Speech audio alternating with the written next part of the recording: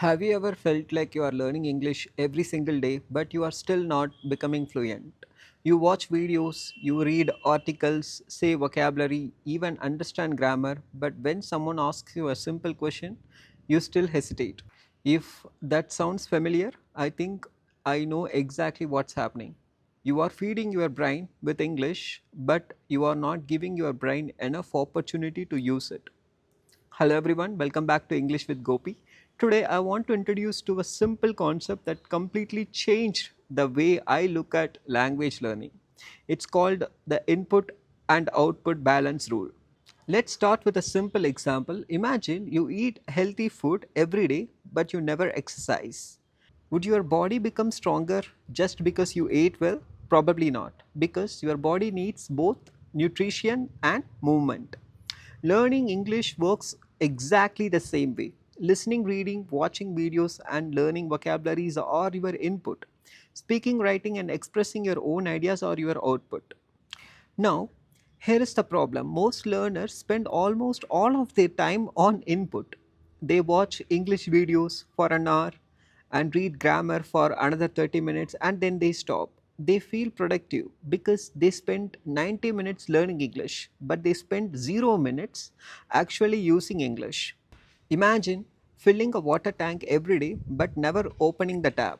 The tank becomes full, but the water never flows. Your knowledge works exactly the same way. If you never use it, it stays locked inside your mind. So, what is the solution? Try following a simple rule. For every 20 minutes of input, spend at least 10 minutes on output. If you watch a lesson, close the video and explain what you learned in your own words.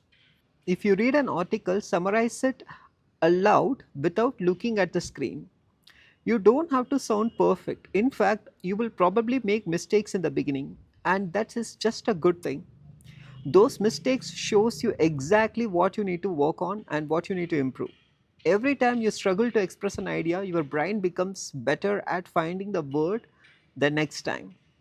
Here is another important point. Don't judge your learning by how much content you consume. Judge it by how much you can explain without looking at your notes. That's when you will know that English has become a skill instead of just an information. So, here is your challenge for today. The next time you finish watching an English lesson, don't click on another video immediately. Close your phone and set a timer for 5 minutes and explain the lesson in your own words. If you can do that every day, you will notice that speaking becomes easier because you are giving your brain regular opportunities to practice. Always remember this: input gives you knowledge, but output gives you fluency. You need both. When you balance them, your English doesn't just stay in your mind, it starts coming out naturally through your words.